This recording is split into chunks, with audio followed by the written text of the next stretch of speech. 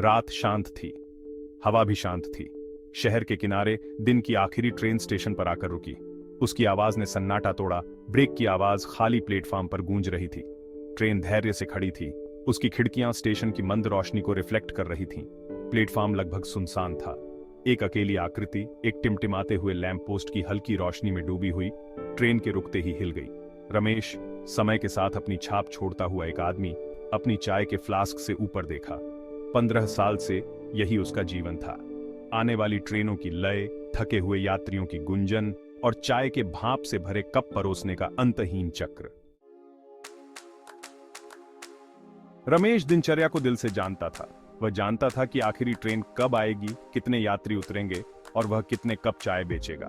यह एक predictable life थी, एक ऐसा जीवन जो उसके वेदर्ड फेस की रेखाओं की तरह जाना पहचाना हो गया था। उसने प्लेटफॉर्म नंबर 4 पर मौसम बदलते देखे थे।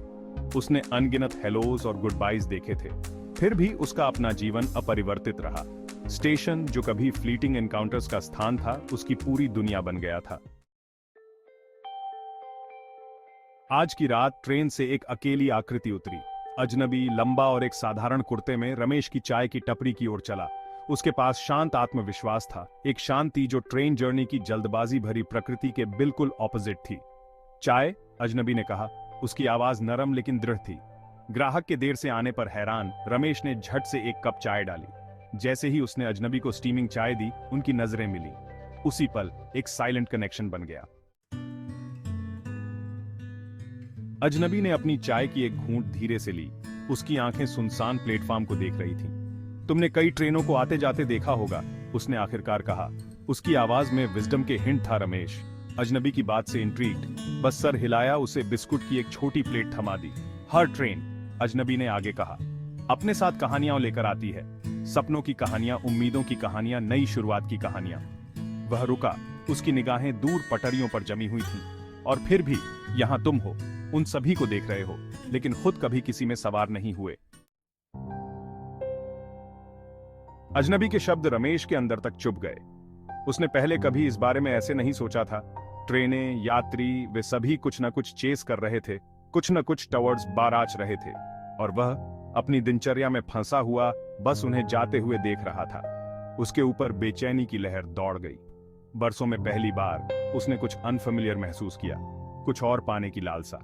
अजनबी के शब्दों ने एक बीज बोया था, बदलाव का बीज। जैसे जैसे रात गहरी होती गई, अजनबी ने अपनी चाय खत्म कर ली। वह उठा, गर्मा गर्म चाय और बातचीत के लिए रमेश को धन्यवाद दिया। जाने के लिए मुड़ने से पहले उसने रमेश के कंधे पर हाथ रखा। उसकी निगाहें स्थिर और आश्वस्त थीं। कभी भी देर नहीं होती, उसने कहा। उसकी आवाज मुश्किल से सुनाई दे रही थी, फिर भी दृढ़ विश्वास से भरी हुई थी। 1000 मील का सफर एक कदम से शुरू होता है। उन शब्दों के साथ अजनबी ट्रेन पर चियाज गया, रमेश को उसके कथन की गहरी सरलता पर विचार करने के लिए छोड़कर।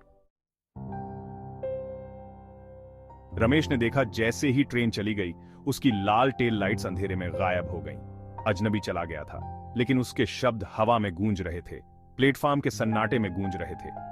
उसने अपने आसपास के जान पहचाने माहौल को देखा, लेकिन वे अब अलग लग रहे थे। प्लेटफॉर्म, जो कभी उसकी पूरी दुनिया थी, अब एक पिंजरे जैसा लग रहा था। जानी पहचानी दिनचर्या, जो कभी सुकून का सोर्स थी, अब दम घुटने लगी थी। अजनबी के शब्दों ने उसके अंदर कुछ जगा दिया था, उसके जीवन की प्रेडिक्टेबल रिदम से ज्यादा कुछ पाने की चाहत। जैसे ही सुबह हुई, स्टेशन पर एक गर्मा गर्म चमक बिखेरते हुए रमेश ने एक फैसला किया। वह अब खुद को डर और अनिश्चितता से पीछे नहीं हटने देगा। वह अनजान को अपनाएगा, ठीक उसी तरह जैसे अनगिनत यात्रियों को आते जाते देखा था। वह एक ट्रेन में चढ़ेगा, एक ऐसी ट्रेन जो उसे जाना पहचाना से दूर, दिनचर्या से दूर ले जाएगी। वह नहीं जानता था कि वह कहां जा रहा है, लेकिन बहुत समय बाद पहली बार उसने एक्साइटमेंट की भावना, आशा की भावना महसूस की। नए दृढ़ संकल्प के साथ रमेश ने अपना थोड़ा सा सामान पैक किया। उसने प्लेटफॉर्म नंबर 4 पर अपनी पुरानी जिंदगी को पीछे छोड़ दिया, एकमात्र ऐसी जिंदगी जिसे वह जानता था, और एक ट्रेन पर चढ़ गया। जैसे ही ट्रेन स्टेशन से दूर गई, उसने आखिरी बार पीछे मुड़कर देखा। उसकी आंखों में उदासी के भाव थे, लेकिन उसका दिल उम्मीद से भरा हुआ था। वह जानता था कि सफर आसान नहीं होगा, चुनौतियां होंगी, अनिश्चितताएं होंगी, लेकिन वह तैयार था। उसने पहला कदम उठाया था, सबसे जरूरी कदम। उसने बदलाव को अपनाने, अनजान को अपनाने का फैसला किया था और उस चुनाव में उसने अपनी नई शुरुआत खोज ली थी। नमस्कार दोस्तों, स्वागत है आप सभी का हमारे चैनल नानी की कहानी में, जहां हर कहानी में बसती है प्यार की मिठास और नानी की प्यारी आवाज। यहां हम आपको सुनाएंगे वो कहानियां जो आपके बचपन की यादें ताज़ा कर देंगी। हमारी कोशिश है कि इन कहानियों के जरिए आप फिर से अपने बचपन में खो जाएं और नानी की गोद में बैठकर कहानियों का आनंद लें। तो जुड़िए हमारे साथ और सुनिए नानी की कहानी और हमारे इस चैनल को लाइक और सब्सक्राइब जरूर करें। धन्यवाद।